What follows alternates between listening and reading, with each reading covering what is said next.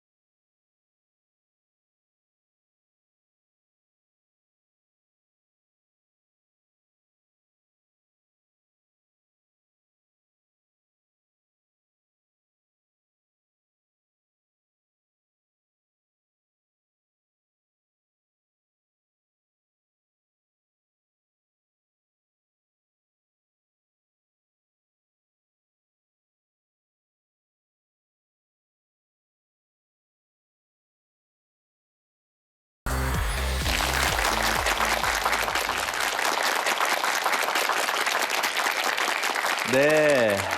여러분 이렇게 젊은 청년들 얼굴 보니까요. 제가 막 기운이 솟는 것 같고 진짜 힘이 나는 것 같습니다. 오늘 제가 여러분들한테 준비한 이야기는요.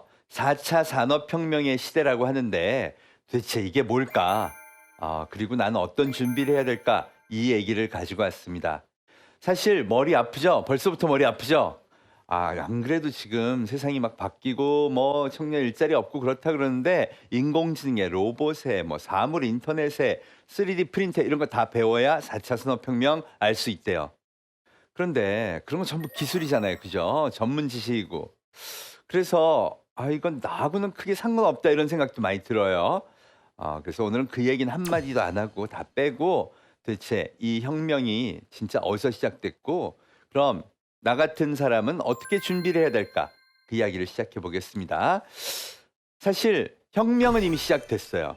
이건 분명합니다. 시장의 혁명이 시작됐죠. 우리 매일 가는 은행 요새 잘 안 가죠? 옛날에는 자주 갔는데 요새는 안 가요. 1년에 한 번도 안 갈 때도 있습니다. 백화점은요? 이걸로 자꾸 쇼핑하다 보니까 안 가죠. 맞아요. 미국에서는 백화점 3분의 1이 문을 닫아버렸대요. 그게 다 누구 탓? 아마존 때문이랍니다. 방송은 어떻죠? 방송도 그래요. 요새 여러분 솔직히 말해봐요. KBS 많이 봐요? 유튜브 많이 봐요? 그럼 KBS는 어떡하라고? 그죠? 그런데 어느새 시장엔 혁명이 와버렸어요. 우리 이야기의 출발이 여기입니다. 도대체 나랑 밀접한 이 매일매일의 일상에서 이미 혁명은 시작됐는데 이건 왜 시작된 걸까? 여기서부터 한번 길을 찾아봐야겠죠? 이건 명백합니다. 우리가 처음에 스마트폰 얘기했죠? 바로 이 스마트폰 때문이에요. 스마트폰을 들고 나서 이 사단이 생긴 겁니다. 그렇죠? 은행에 안 가도 이걸 해결되죠? 백화점에 안 가도 되죠? 또 방송도 이걸로 그냥 봐버리면 되는 거예요. 그러니까 이게 제일 문제가 된 겁니다.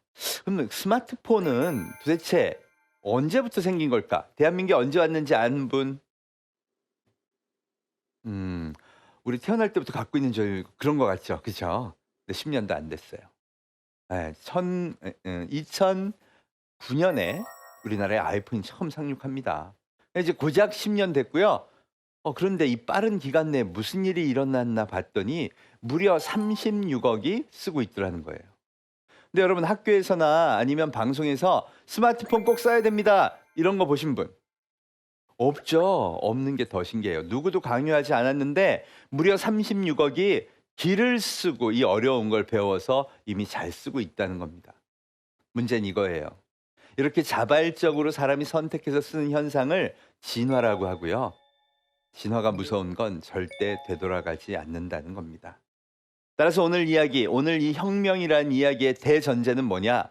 앞으로 이 디지털 문명은 무조건 확산된다는 겁니다. 자, 그런 관점에서 도대체 뭐가 바뀌었을까 한번 보도록 하겠습니다. 우선 사람이 바뀌었죠. 사람이 어떻게 바뀌었을까요? 저기 화면에 이렇게 나오죠? 스마트폰을 보면서 걷는 사람. 여러분 이게 이제 그러고 보니까 신체의 일부처럼 되지 않았어요? 그죠? 이런 사람을 뭐라고 부르느냐? 호모 포노사피엔스라고 합니다. 포노가 라틴어로 스마트폰을 의미해요. 이게 신체의 일부인 사람들. 옛날에 우리 주상들이 신체 사람을 오장육부를 갖고 있다 그랬죠? 이제 오장육부 1 스마트폰을 사람이 갖고 있다 이렇게 보시면 됩니다. 그러니 이 스마트폰을 쓴 사람은 과거의 인류와는 아무래도 다르겠죠. 예, 그중에 제일 먼저 달라지는 게 뭐냐? 뇌가 달라져요. 인간은 생각을 뭐로 만들죠? 예, 오로지 뇌입니다. 막 가슴으로도 만든 것 같고 그런데 오로지 뇌. 생물학적으로 보면 정보를 뇌에 복제해서 그걸 통해서 학습을 한다고 해요. 따라서 정보가 바뀌면 생각이 달라져요. 그런데 과거에는 TV 보고 신문 봤죠. 그런데 어느 날부터 이제는 우리 스마트폰만 봐요. 그러면서 정보를 보는 방식도 정보의 내용도 달라지고 그래서 사람도 달라졌어요. 제일 많이 달라진 게 뭐냐? 가만히 있어봐. 이 스마트폰을 갖고 우리 생활하던 걸 다 바꿔보자. 이럴 수 있겠죠? 아까 얘기한 것처럼 은행 가는 것도 바꿔보고 물건 사는 방법도 바꿔보고 다 바꿀 수 있겠다. 이게 쏟아져 나오기 시작해요. 근데 오래된 것도 아니고 불과 7, 8년 됐어요. 근데 이게 쏟아져 나오니까요. 야, 스마트폰을 든 36억의 인구가 가만히 있어봐. 이거 써보니까 너무 편하네. 그러면서 우르르 다 글로 몰려간 거예요. 그럼 어떤 현상이 벌어지냐? 여기 있던 기존의 비즈니스들은요. 갑자기 사람이 줄고 여기는 갑자기 늘어나죠. 그래서 여기는 엄청난 고통과 위기가 오고요. 여기는 진짜 신나는 기회가 온 거죠. 기존의 소비 문명이 30년 동안 견고하게 잘 천천히 만들어 왔는데 갑자기 급작스레 10년 만에 소위 디지털 소비 문명이라는 게 생기면서 어마어마한 속도로 이전이 일어났고 그래서 이쪽이 큰일 난 거예요. 이게 혁명의 본질입니다. 그러니 기존 비즈니스 입장에서는 난리가 난 거고요. 새로운 쪽에서는 엄청난 기회를 잡은 거죠. 그래서 여러분은 이걸 잘 봐야 돼요. 혁명은요. 양면성을 지금 갖고 있습니다. 한쪽엔 위기, 한쪽엔 기회.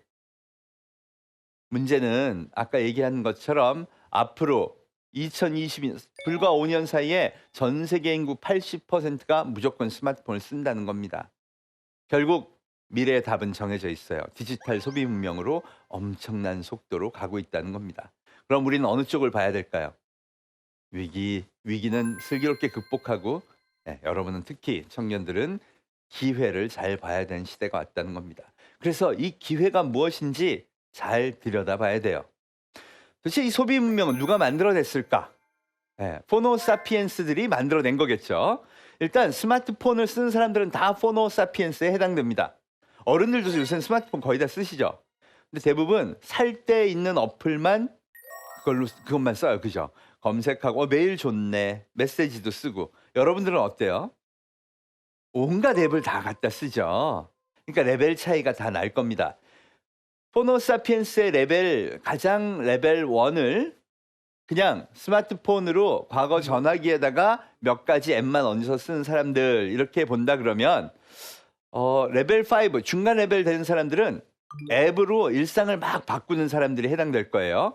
저는 그 기준을 뭐로 잡았냐? 스마트폰 뱅킹, 은행 업무를 스마트폰 앱으로 하는 사람들이 여기에 해당됩니다. 자, 스마트폰 뱅킹 하는 사람 다네요. 100%, 100%. 여기가 정말 다 레벨 5까지는 다 통과한 겁니다. 여러분, 은행 업무가요. 특히 어르신들은 돈이 왔다 갔다 하는 거잖아요. 그러니까 잘 이해하고 잘 모르면 잘못했다간 내 돈이 날아가는 거니까 불안해서 못 해요. 그러니까 은행 앱을 쓰는 사람은 적어도 이게 서버에서 프로그램 받는 거고 여기 로그인하는 거고 공인인증은 뭐고 다 이해하는 사람들이에요.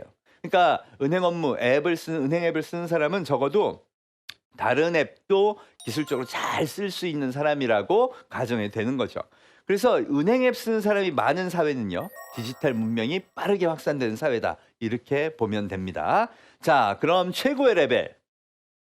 호모사피엔스의 최고의 레벨 만렙은 누굴까요? 개발자들. 이 비즈니스 모델 만드는 사람들. 예. 이 사람들이 어떤 사람들이 잘 알아야 되는데요. 여러분 희망이 바로 여기 있습니다. 이 사람들의 특징은 우선 젊은 사람들입니다. 이유도 명백해요. 어릴 때 인터넷과 컴퓨터를 많이 경험해 본 사람들. 그래서 본능적으로 소위 디지털 문명을 잘 아는 사람들이에요. 자, 어려서부터 인터넷 게임 난 그래도 좀 해봤다 하시는 분 손 들어봐요. 예, 게임도 그렇고 스마트폰도 그렇고 인터넷도 그렇고 좀 써봤다.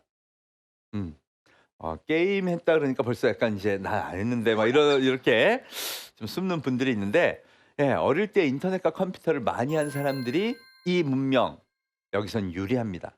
그럴 수밖에 없죠. 여러분 게임이 대부분 어떻죠? 들어가면 가상현실이 있죠. 운전도 하고요. 나라도 경영하고 전투도 하고 온갖 걸 여기서 다 경험해요. 그럼 그걸 이렇게 보고 있는 뇌는요. 진짜라고 생각하죠. 진짜로 거기서 사람들하고 만나고요. 대화도 하고요. 돈 거래도 하고요. 온갖 거를 거기서 다 경험을 해요. 그래서 뭘 배우게 되느냐? 그 디지털 문명에 들어가면 이렇게 살면 되는구나 하는 것을 거기서 이미 배운 겁니다. 어른들은요. 없어요. 예. 저도 그렇지만 어렸을 때 인터넷과 컴퓨터가 없어요. 없는데 어떻게 배워요? 그죠? 그래서 디지털 문명에 대해서 소위 말해서 거기서 어떻게 해야 되지가 잘 모르겠는 거예요. 그러니 디지털 소비 문명을 기획한 입장에서 보면 그걸 아는 사람이 유리할까? 모르는 사람이 유리할까? 당연히 아는 사람들이 유리합니다. 그래서 이 첫 출발 세대, 디지털 문명을 설계한 세대의 첫 세대를 우리가 밀레니얼 세대라고 부릅니다. 1980년 이후 태생이고요. 어려서부터 인터넷과 컴퓨터를 많이 한 세대. 그리고 그 이후에 1995년 이후에 태어난 G세대, Z세대는요. 이 밀레니얼 세대를 이어서 이 디지털 문명을 붐업을 시킬 아주 유망한 세대로 분류가 되죠. 그러니까 일단 여긴 청년들한테 굉장히 유리한 세상이에요. 근데 청년이기만 하면 유리할 수는 없겠죠. 그러니 이들이 어떤 생각들을 갖고 있는지 이제 잘 봐야 됩니다. 이 디지털 소비 문명을 만든 친구들은요. 게임을 기반으로 했어요. 그래서 게임을 많이 본 사람이 유리합니다. 예를 들어 그 상징을 한번 볼까요? 바로 우버죠. 예. 여러분 택시는 여러분 다 알죠? 어떻게 타는지. 어른들도 다 알고요. 세상에 이게 언제 시작된 줄 아세요? 내가 검색을 해봤더니 1896년 미국 뉴욕에서 시작했어요. 1896년. 그럼 100년 동안 방식이 똑같아요. 어느 정도 거리감은 요금 얼마 내세요. 그러니까 안 바뀐 거예요. 너무 쉬워서. 우리 택시 타면 손 들고 타죠? 도구도 필요 없죠? 누구나 알아요. 그 내릴 때 요금은요. 숫자 보고 내는 거예요. 숫자만 알면 탈 수 있어요. 그러니까 그죠? 이래서 너무 쉬워서 도저히 바꿀 필요가 없었다고 느낀 거죠. 그런데 우버는 그걸 스마트폰으로 바꾸겠다고 나선 거예요. 그러니까 처음에는 다 뭐라 그러냐? 곧 망할 기업이라 그랬죠. 생각해 보세요. 스마트폰 없으면 못 타요. 우버는 아이폰 탄생 딱 2년 만에 회사 설립한 거예요. 그러니 그 당시에 샌프란시스코 지역에 아이폰 가진 사람은 전체 인구의 10분의 1도 안 돼요. 그러니 소비자가 일단 10분의 1이야. 거기다가 앱 쓸 줄 알아야죠. 거기 신용카드 넣어서 자동 결제까지 연결해야 탈 수 있대요. 그러니 그걸 어떻게 퍼뜨린다고 생각해요. 그래서 곧 망할 회사라 그랬어요. 근데 자기들이 자신 있는 게 있대요. 이건 차이점이 있대. 그게 뭐야 그랬더니 게임하는 것처럼 재밌대요. 에? 그걸로 100년 된 기업. 그래서 기존에 있던 택시 회사들이요. 콧방귀를 낀 거예요. 아이고 잘도 하겠다. 그 경험의 차이가 여러분 진짜 느낌이 차이가 있는지 한번 봐요. 택시는 타면 어디 가세요? 묻고 딱 앉아서 엄숙하게 가다가 내리면 끝나죠. 얘들은 게임처럼 택시 회사를 만든 거예요. 자, 서버 위에 게임판 샌프란시스코 디지털 맵을 올려놓습니다. 자, 어디 가고 싶은 사람 누르세요. 그럼 버튼에 진짜 똑 하고 떠요. 내가 떴네. 이쪽에 있는 사람들은요. 차를 갖고 다니다가 게임판에 버튼 떴다. 얘가 나하고 가까이 있네. 딱 눌러요. 이게 뭐죠? 득템. 그치? 득템이 시작되면 게임이 시작돼요. 왜 게임이라고 느낄까요? 택시 기사분들은 길을 잘 알아서 그냥 가죠. 여기는요. 내비가 딱 켜져요. 그러니 어디로 데리러 오래요. 그럼 뇌는 내비를 보고 가니까 드라이빙 게임하고 비슷하죠? 그래서 가는 느낌이 가벼워요. 더군다나 야 이렇게 새로운 방식으로 사람을 태우러 가네? 즐겁게 갑니다. 기다리는 사람도요. 신기하죠? 왜? 아이폰 나온 지 2년밖에 안 된 시절이라 대부분 젊은 친구들이 이걸 쓰고 있었기 때문에요. 타니까 서로 가벼운 마음에 야 이렇게도 만나는구나. 서로 게임하면서 즐겁게 이것저런 얘기 나누면서 내려요. 내릴 때 뭘 안 하죠? 돈을 안 내요. 여러분 게임 문명에서 서로 만나면 점수가 나고 그럼 누가 결제하죠? 게임기가. 그러니까 난 여기서 돈 낼 필요가 없는 거예요. 그냥 내려요. 뭐라 그러고? 굿 게임 그러고. 네. 여러분 이 느낌이 재밌어서 자기네들이 잘 될 거래요. 그게 2009년에 우버를 세운 켈러닉의 얘기였어요. 다 코웃음을 쳤는데 놀랍게도 이 경험이요. 100년 된 택시 회사를 무너뜨리는 데 걸린 시간은 불과 딱 3년입니다. 엄청난 속도로 SN을 타고 야, 그거 타보니까 재밌어. 택시하고 비교가 안 돼. 너희도 타봐. 동시에 놀라운 속도로 아이폰이 팔려나가죠. 그리고 안드로이드 폰까지 나옵니다. 그러면서 점점 생활의 일부가 되니까 사람들이 가만히 있어봐. 우리도 택시 말고 우버 타보자. 그리고 3년 만에 기존 택시 회사의 매출이 50%가 떨어집니다. 50%가 떨어지면 망하죠. 당연히 제소를 하죠. 근데 2014년 미국의 연방 대법원에서 이렇게 판결을 내려줘 버려요. 소비자 입장에서 보면 우버를 타고 싶어하는 스마트폰 사용자한테는 우버를 타게 해주는 게 맞다. 이건 서로 공정하게 경쟁해야 되는 거 아니냐. 그러면서 아니다, 우리는 보호받아야 된다라고 하는 택시 회사들한테 이렇게 얘기합니다. 미국의 정신에서는 택시도 마차를 교체할 때 비슷한 경험을 했다. 네. 이렇게 판결을 내려줘 버리죠. 여러분 이게 굉장히 중요한 판결이었습니다. 그리고 전 세계 300개 도시로 이 문명이 퍼져나갑니다. 지금은요. 온 대륙에서 난리가 났어요. 어디는 우리나라처럼 갈등이 되게 심하죠. 지금도 그렇습니다. 반면 어느 나라에서는 굉장히 잘 씁니다. 문명의 기준을 지금 이 우버가 바꾸고 있다. 이렇게까지 얘기할 수 있다는 겁니다. 우리나라가 우버를 못 쓰게 하는 건요. 결코 잘못된 게 아닙니다. 그럼 법은 우리 사회 구성원이 이건 중요해. 존중해야 돼. 보호해줘야 돼. 이렇게 정한 가치들을 열심히 지켜내기 위해서 만드는 게 법과 규제예요. 그러니까 법과 규제가 잘못됐다고 얘기할 수는 없어요. 그런데 문제는 뭐냐? 대륙의 새로운 문명의 기준이 등장한 거죠. 폰을 든 인류의 방식도 좀 받아줘야 된다라고 한 거예요. 자, 이 폰을 든 인류의 36억 인구의 자발적 선택이 지금의 택시 회사를 우버 같은 시스템으로 교체하는 중이라면요. 와, 이러면 앞으로 계속 막아내기는 그런데 어려울 것 같죠. 여러분, 만약 이들의 자유로운 선택이요. 은행 지점을 폐쇄하고요. 백화점 매장을 폐쇄하고 또 기존의 방송을 파괴하는 거라면 얘기가 다르겠죠. 오늘 한번 보겠습니다. 도대체 전체 세계 글로벌 시장이요. 그리고 우리의 문명이 도대체 얼마만큼 새로운 표준 인류 포노사피엔스 시대로 갔는지 같이 한번 보겠습니다.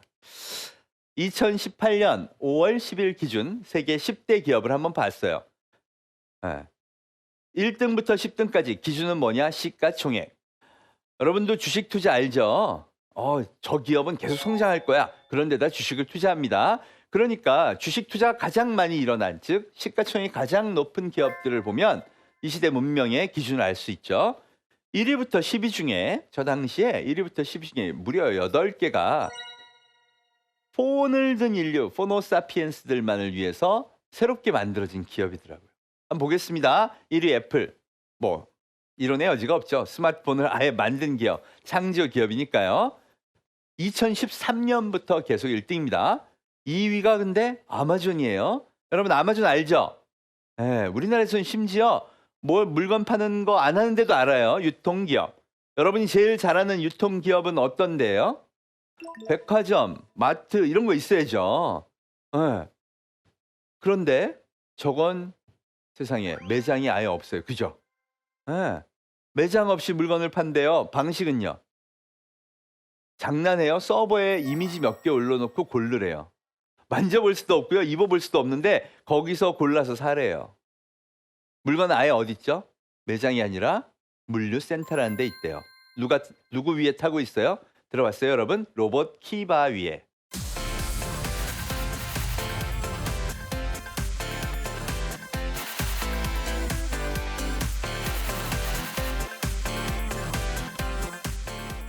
그리고 키바가 윙, 주문 들어왔다. 그리고 점원한테 갖다 주죠. 나 패키징 해야 돼. 그럼 점원이 포장을 열심히 하고요. 그게 택배로 배달됩니다. 놀랍게도 10년 내에 그 택배의 80% 이상을 무인 택배, 무인 드론이나 무인 자동차로 배달을 하겠대요. 여러분, 이렇게 유통을 정의한 기업이 세계 2위의 선택을 받았다는 겁니다. 그럼 아마존이 표준으로 삼은 인류는 누구죠? 포노사피엔스 맞죠? 더 황당한 게 세계 3위, 5위 구글과 페이스북이에요. 그럼 구글, 페이스북은 기존의 거 파괴한 기업 아닌데요? 이렇게 생각되죠? 뭔가 새로운 걸로 만든 것 같죠? 아니에요. 저게 방송 파괴범입니다. 신문 방송 파괴한 게 구글, 페이스북이에요. 왜 그렇게 얘기하냐? 구글 매출의 86%가 광고래요. 페이스북은요. 99%. 원래 광고 누구 거예요? 신문 방송이었잖아요. 스마트폰이 나오니까 여러분 종이신문 보는 사람 집에서 없죠. 신문을 버렸으니 신문 광고비가 올라가겠어요? 안 올라가죠. 그걸 다 뺏어서 쟤들이 차지한 거예요. 이제 TV 많이 안 보고 유튜브, 구글이 유튜브 갖고 있죠? 자회사입니다. 그러니까 인류의 시간을 뺏어간 기업들이에요.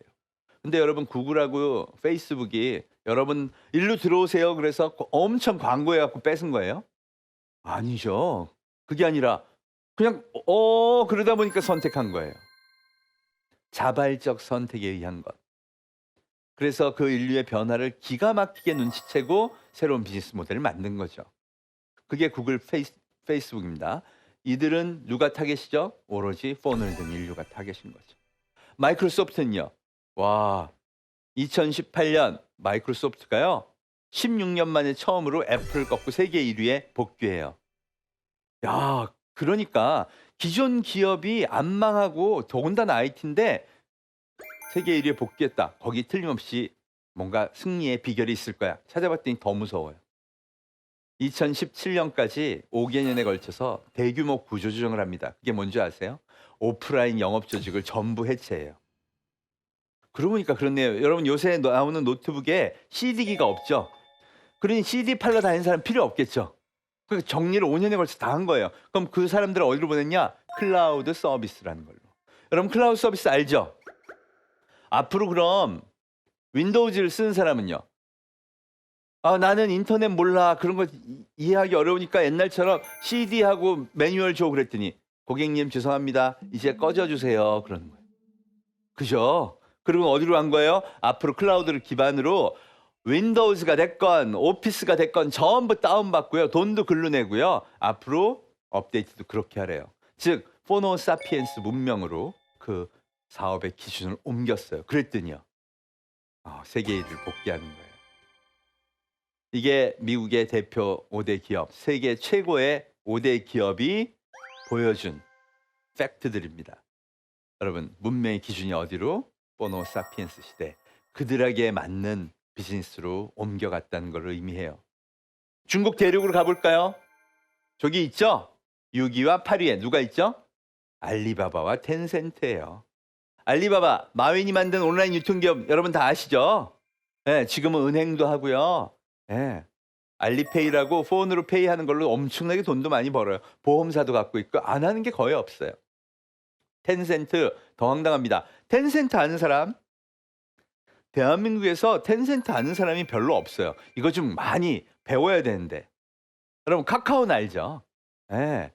카카오 메신저 앱을 열심히 카피해서 위챗이라는 메신저 앱 만든 그 회사가 바로 텐센트예요. 위챗은 들어봤죠? 그 위챗으로 돈을 번 다음에 어디다가 몰빵을 했는 줄 알아요? 전부 게임 산업. LOL 알아요? 텐센트 거. 크래시 오브 클랜 알아요? 텐센트 거. 세계 최고의 게임들은 대부분 다 텐센트 거라고 보면 되고요. 우리나라 게임 기업 지분의 한 40%도 쟤는 갖고 있어요. 예. 2017년도 매출의 50%를 게임에서 얻은 세계 최고 게임 기업. 그래서 우리는 잘 안 알려져요. 왜? 게임 마약이잖아. 그죠? 예, 게임 했다 그러면 별로 어른들이 안 좋아하죠, 여러분. 저 게임 진짜 잘해요, 그러면. 그래서 이러면 혼날 거 아니야. 그죠? 그런데 그게 세계 8위 기업이래요. 지금은요. 방송사도 갖고 있고요. 유통회사도 갖고 있고요. 보험사도 갖고 있고요. 위챗페이 들어봤죠? 예. 폰으로 페이하는 걸 금융에 제일 많은 신경을 쓰는 회사예요. 저 알리바바 텐센트는 중국의 모든 비즈니스에 다 이제 끼어들고 진출하고 투자하고 있다. 단 룰은 하나. 디지털 플랫폼에 기반해서 폰을 든 인류만을 대상으로 하는 기업이라는 겁니다. 디지털 플랫폼으로 비즈니스가 옮겨간다. 여러분 간단하게 이렇게 생각하면 돼요. 옛날에는 백화점 가서 물건 샀죠. 지금은요. 온라인으로 쇼핑하는 것. 이게 디지털 플랫폼이에요. 그럼 디지털 플랫폼에서는 뭐가 필요하고 어떤 방식으로 비즈니스가 일어나는지를 잘 학습하면 되겠죠. 여기에 프로그래머가 되면 더 좋긴 해요. 근데 굳이 프로그래머 아니라도 이 문명을 잘 이해하면 기획이 되겠죠. 네. 그래서 저 디지털 플랫폼에 기반한 비즈니스를 많이 경험하고 저거에 진짜 필요한 게 뭔지를 인지하는 게 중요합니다. 그래서 제가 기술적으로 꼽은 게 저기 있는 빅데이터, 그 다음 최근 기술이 인공지능이에요. 여러분 디지털 플랫폼에서는 재미있는 특성이 있어요. 광고로 물건을 파는 게 아니라 팬덤으로 물건을 판다고 하죠. 예, 여러분 요새 들어봤어요? 차이슨? 차이슨 되게 유행했죠. 차이나 다이슨 그래서 중국에서 만든 다이슨하고 똑같이 생긴 그 청소기. 다이슨이 100만 원인데 이게 14만 원이에요. 처음에 유통업자가 이걸 이제 수입을 한 거예요. 이거 혹시 잘 팔리지 않을까? 2주 동안 빵개 팔았어요. 그래서 안 되겠다 하는 심정으로 하나를 까서 진짜 다이슨은 100만 원짜리하고 14만 원짜리를 비교하는 실험한 거예요. 요새 그런 비디오 되게 많잖아. 그죠?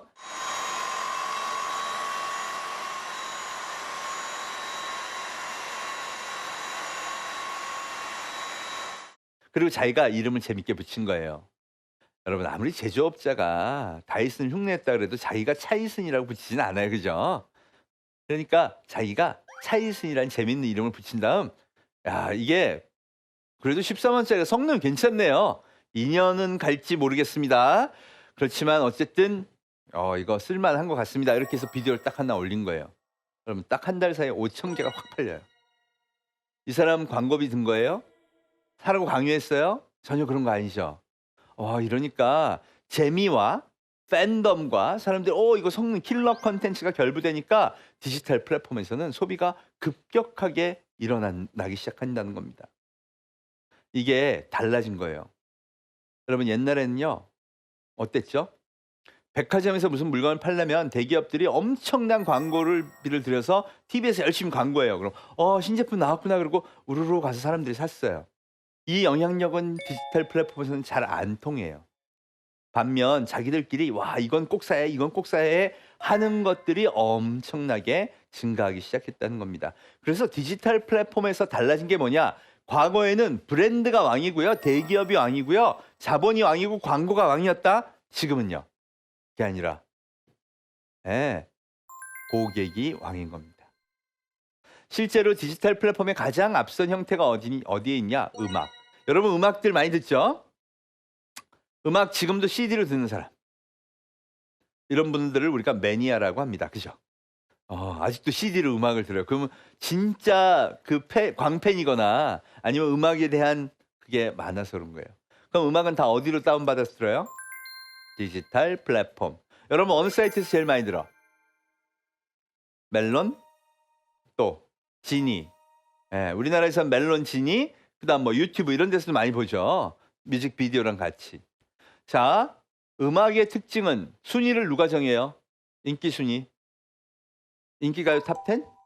그런 프로가 없나요, 이제는?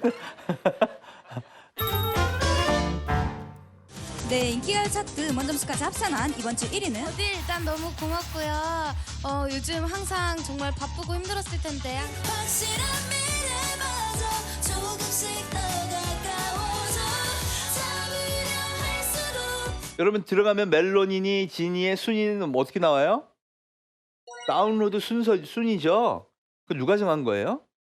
고객이 정한 거예요. 인기를 고객이 정하는 시대.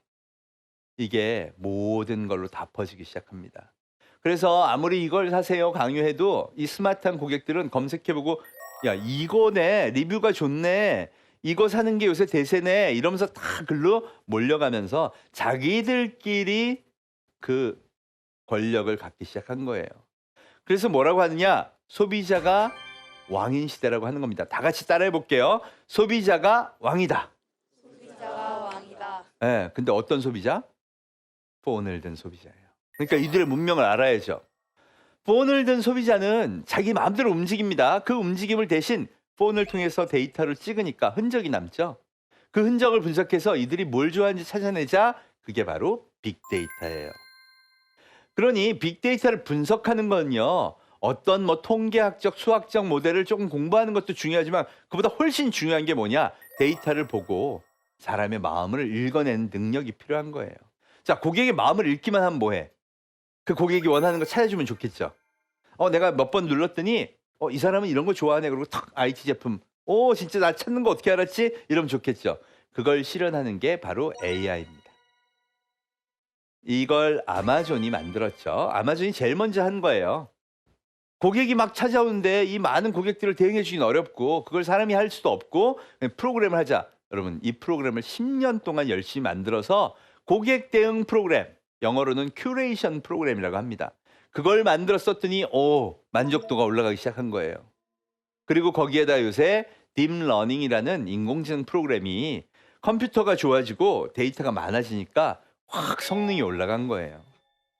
그래서 이 세 가지가 이 시대의 콤보예요. 그랬더니요. 가만히 있어봐. 야, 우리가 왜 판매만 그렇게 해? 판매가 아니라 만드는 것도 고객이 주문하면 만들자. 그렇게 해서 등장한 게 뭐? 스마트 팩토리. 예, 아디다스에서 보면 신발을 주문하면 로봇하고 3D 프린터가 만든다 그러죠?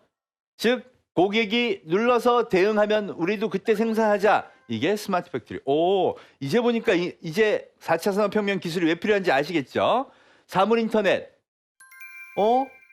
데이터를 많이 모아야 되는데 고객이 뭘 꼭 누르기 전에 그들이 몇 명이 왔는지, 그들이 뭘 찾는지, 거기서 어떤 데이터가 나오는지를 보고 판단하자. 그게 사물 인터넷.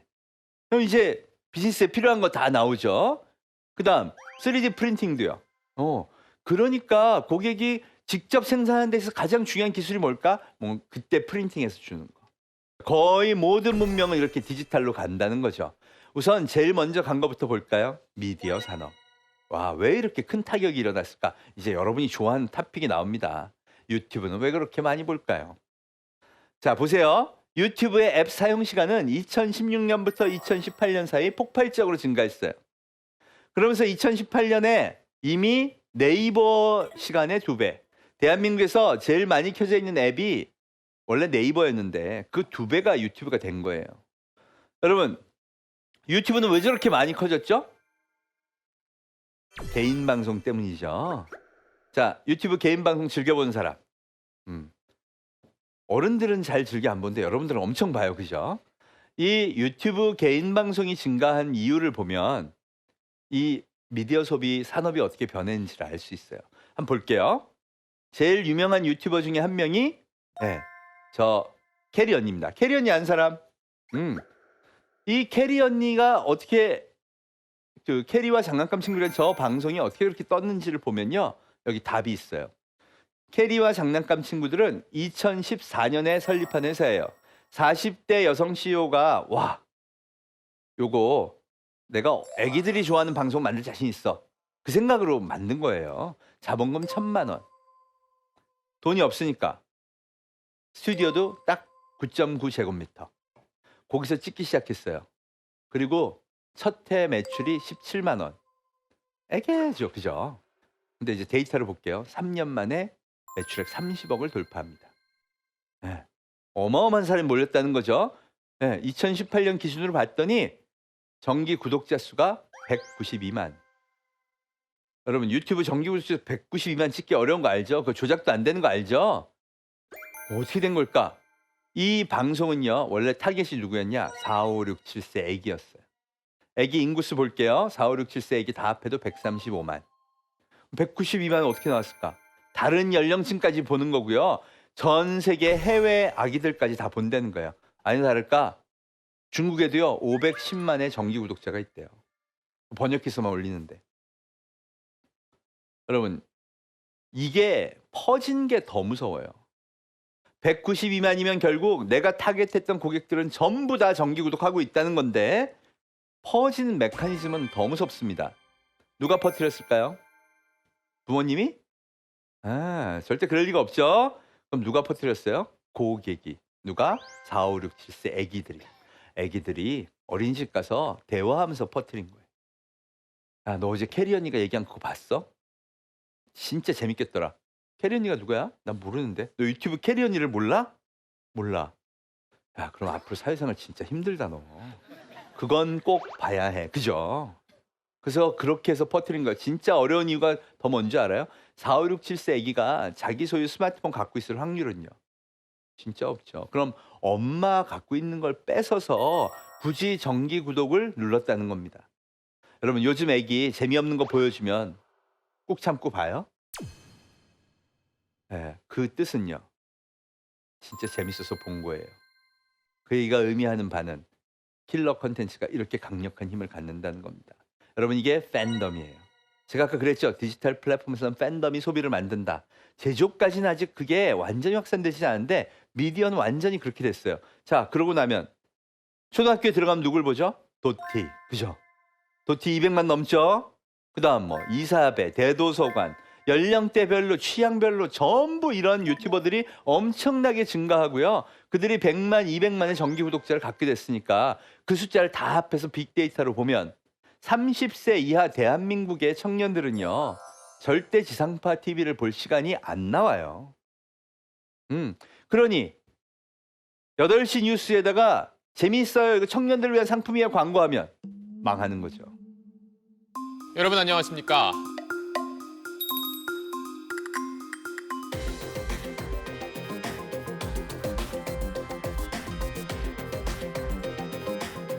그래서 제가 대기업 가서 저런 얘기했더니 유튜브 광고 우리 늘렸는데 사람들이 안 보더라고요.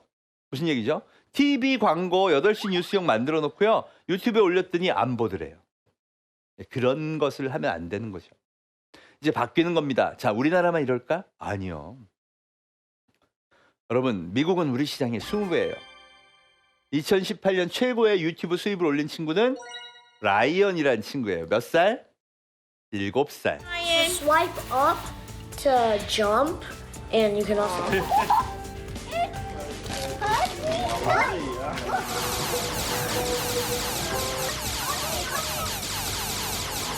그래서 이 아이가 광고 수입으로 공식적으로 번 돈만 244억. 우리나라는 얼마 정도 벌까요? 2018년 기준 한 30억 정도는 번다고 그래요. 그러니까 여기 어마어마한 차이가 있죠. 중국은 어떨까요? 중국은 미국의 20배, 우리 시장의 한 400배 정도 되는. 여러분 개인 방송으로 유튜브처럼 방송에서요 물건을 팔아. 근데 최고로 파는 친구가 한 해에 4천억, 5천억 원씩을 팔아요. 4천원, 5천원이 아니라 4천억, 5천억. 네. 저런 새로운 이벤트 같은 팬덤이 있는 막 소비가 일어나면 어떻게 될까? 다른 데는 줄겠죠. 저게 저렇게 커지니까. 그래서 미래는 바뀐다는 겁니다. 데이터를 한번 볼까요? 와, 롤드컵 아는 사람? LOL 게임 롤드컵. 야, 여러분. 게임인데 게임 롤드컵 챔피언 뽑는 LOL 게임 챔피언 뽑는 롤드컵 결승전에 2017년 시청자 수가 8천만 명이었어요.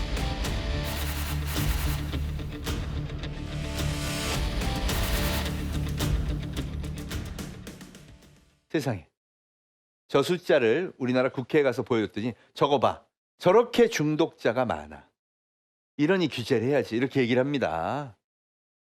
네, 그래서 청년들은 항상 기죽어 있죠. 아씨 게임은 재밌긴 한데 우리는 하면 안 되나 봐. 근데 저걸 미국에서는 어떻게 봤죠? 8천만 명 오케이. 이제 그럼 프로스포츠로 바꿀 때가 됐네. 잉글랜드 프리미어리그 벤치마킹에서 저거 축구 시합처럼 각 국가별로 프로리그 만들고 대륙별 리그전 하고 1년 내내 챔피언십해서 뺑뺑 돌려가지고 거대한 레저 산업 만들자. 스포츠 산업으로 가는 거야. 여러분 저게 왜 LOL인데 롤드컵인지 알겠죠 이제. 그러면서요 8천만 명이 들어오면 방송사 차려요. 기획사 차리고 광고사 차리고요. 그 옆에 이벤트사 만들고요. 여러분 이게 퍼스트 무버의 생각입니다. 미국은요 새로운 것을 늘 자기 거로 만들어서 먼저 가는데 앞서 있었고요. 늘 그거에 익숙해요. 대한민국은요 뭐가 있으면 일단 부작용부터 보는 거죠. 이게 큰일 나는 거 아니야? 그럼 지금 게임 생태계가 어느 정도 컸느냐? 북미에서는 그동안의 아이스 하키 리그보다 훨씬 많은 잡과 돈을 만들어내요. 페이커 이상혁 선수 알죠? 연봉이 30억을 넘었어요. 보너스까지 하면 50억.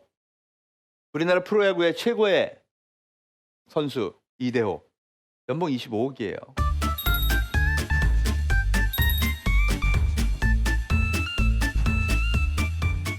더 무섭고 크게 보여준 게 있죠.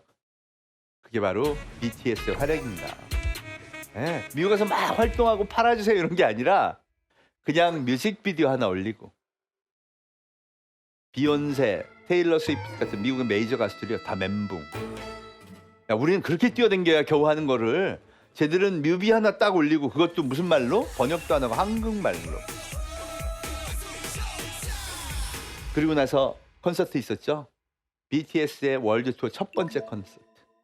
그게 다 끝나고 나니까 미국의 CNN, 영국의 BBC 이런 메이저 언론에서 다 뭐라 그랬죠? 비틀스의 재림을 보는 것 같다. 그럼 그 이유가 뭐였는지 알아요? BTS의 떼창 때문이에요.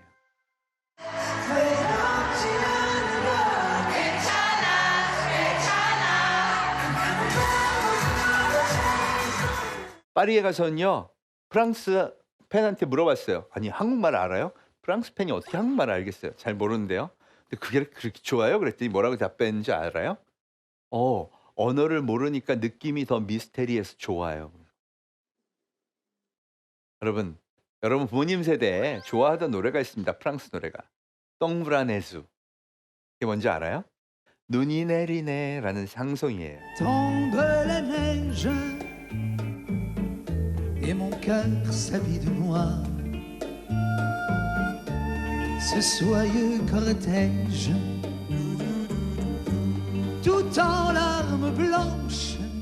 그걸 모르는 사람은 없어요. 근데 그 언어 쓸 줄 아는 사람은 없어. 왜 똥브라네수라고 하는 걸 더 좋아했느냐? 신비로워서. 그걸 여러분 한국의 BTS가 한국말로 지금 프랑스 파리에 가서 패션의 본고장, 문화의 중심지에 가서 그걸 만들고 있는 겁니다. 여러분 이런 시대예요. 언어의 장벽도 없고요. 문화의 장벽도 없고요. 아무것도 없어요. 뭐? 오로지 진짜 세계인을 사로잡는 킬러 컨텐츠만 있으면 성공할 수 있는 시대. 이게 어쩌면 이 시대 문명의 특징입니다. 그래서 어른들은 어려워요. 왜? 맨날 우리가 남이야. 맨날 이런 거 했잖아. 그죠? 맨날 어느 고등학교 나왔어? 어느 고향이야? 이런 거 중시했잖아요. 그런 게 아니라 진짜 실력으로 승부한 시대가 왔으니까 어쩌면 어른들은 어색하고 힘들 수도 있어요. 근데 여러분은 잘할 수 있죠. 여러분은 저런 걸 보고 컸으니까 저 문명에 익숙해진 겁니다. 이미 문명은 바뀌었습니다, 여러분. 이게 4차 산업혁명의 본질이에요. 어디서 출발했다? 인류의 여러분과 똑같은 인류가 자발적으로 선택해서 생긴 문명. 이제 그들이 선택할 새로운 디지털 문명을 만들어내는데 우리가 기회가 있다는 거예요. 좋은 거는요. 킬러 컨텐츠만 있으면요, 팬덤만 만들 힘이 있으면요, 여러분이 당당하게 성공할 수 있다는 겁니다. 우리가 지금까지 맨날 수능만 보라 그랬지 이 문명에 대해서 이해하라고 안 했기 때문에 못 캐낸 거예요. 맨날 제조만 잘하면 된다고 그랬기 때문에 아직 들여다보지 않은 거예요. 그런데 말도 안 되게 10대 가수들이 그걸 하잖아요. 우리 있어요, 여러분. 우리 어른들도 있고 여러분도 있어요. 그걸 캐내서 이미 어른들이 기가 막히게 만들어 놓은 제조의 생태계하고 같이 붙이면요, 세계인들이 막 열광하는 상품들을 만들어낼 수 있지 않을까. 이미 몇 가지가 다 성공하고 있어요. 이게 우리가 가야 될 길이라고 봅니다.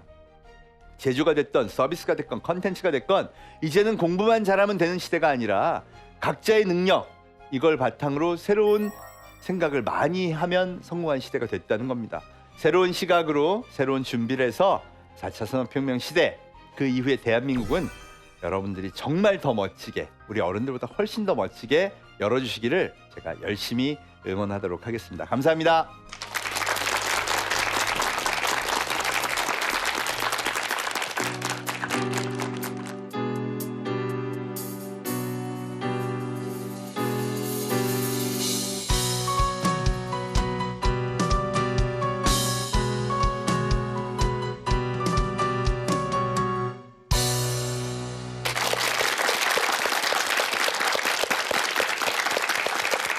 네, 멘토님의 강의 잘 듣고 왔습니다. 야, 진짜 너무너무 재밌네요. 진짜 시간 가는 줄 몰랐어요. 네, 감사합니다. 네, 근데 사실 이 4차 산업혁명에 대해서는 저희 화통에서도 몇 번 다룬 적이 있거든요. 네. 근데 학계에 계시니까 그 흐름이 더 잘 진단이 되실 것 같아요. 네. 어떤가요? 한쪽에서 미국에서는 이제 주로 이건 디지털 트랜스포메이션이다. 어디서부터 발생한? 시장에서 발생한. 그게 제가 같은 시각입니다. 소비 문명이 바뀌면서 일어난 현상이죠. 그 전에 1차, 2차, 3차는요. 사실은 기업이 혁신을 해서 바꾼 케이스고요. 이건 소비자의 선택이 바뀌어서 일어난 거라 4차 산업혁명이라기보다는 디지털 트랜스포메이션이다라고 얘기를 하고요. 이제 제조가 바뀌는 것을 인더스트리 4.0 이렇게 얘기를 하죠. 네네. 들어본 것 그래서 같아요. 그러니까 이제 소비 문명에 따라 제조가 바뀌면서 4차 산업혁명 얘기가 좀 더 본격화되는 건데 전 틀린 얘기라고 생각은 하지 않고요. 다만 본질을 이해하려면 그렇게 소비 행동의 변화부터 보는 게 맞지 않을까 이렇게 생각하고 있습니다.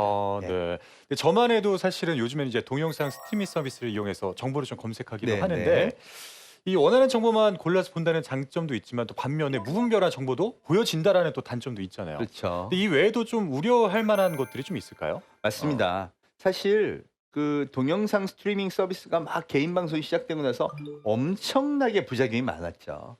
뭐 돈을 벌기 위해서면 선정적인 방송을 하든가 욕설을 하거나 좀 이상하게 해야 된다 그랬어요. 근데 한 10년 지나니까 어떻게 되죠? 자정작용이 어느 정도 있죠. 그걸 규제를 하기도 하고요. 사실은 선택을 못 받는 경우도 많이 생깁니다. 저는 이게 자정작용을 하면서 만들어져 가는 새로운 문명 스타일 아닌가 이렇게 보고 있어요. 근데 대부분은 우리 어른들이 보기엔요. 처음에 자극적인 기사만 보죠. 유튜브 좋은 건 안 들어가 보고요. 이게 또 애들이 이렇게 이런 걸 본단 말이야? 이렇게 생각하니까 하지 마만 생각을 하는 거죠. 그런데 거기에 또 보석 같은 것들이 많이 있다는 거는 우리가 쉽게 안 다루죠. 언론의 특질이 원래 나쁜 거다 사건 사고를 다루지 이 사람 잘 됐어요를 다루진 않거든요. 그런 측면에서 우리가 좀 어른들한테 제가 권하는 건 가서 많이 보시라. 좋은 걸 봐야 그다음 또 새로운 걸 만들 힘이 생기지 않겠습니까? 알겠습니다. 네, 말로만 듣던 제4차 산업혁명의 파급력이 정말 대단한 것 같습니다. 제4차 산업혁명에 있어서 저희 청년들이 꼭 인지해야 할 키워드가 있다면 무엇인지 알 수 있을까요? 네, 좋은 질문인 것 같아요. 저는 한마디로 딱 얘기하자면 공감 능력입니다. 공감 능력. 네. 제가 아까 이제 디지털 플랫폼의 특징에 대해서 말씀을 드렸죠. 그러니까 아무래도 프로그래밍 한 사람, 디지털 기술 배운 사람, 인공지능 전공한 사람 유리해요. 그건 확실합니다. 그런데 그걸 결국 해서 만들어내는 비즈니스 모델의 핵심은 뭐냐? 사람들이 자발적으로 선택하게 만들어야죠. 여러분 유튜브의 특성도 그렇고 음악도 그렇고요. 와, 들어봤더니 너무 좋아. 그래야 퍼집니다. 결국 그거는 다 어디서 나오냐?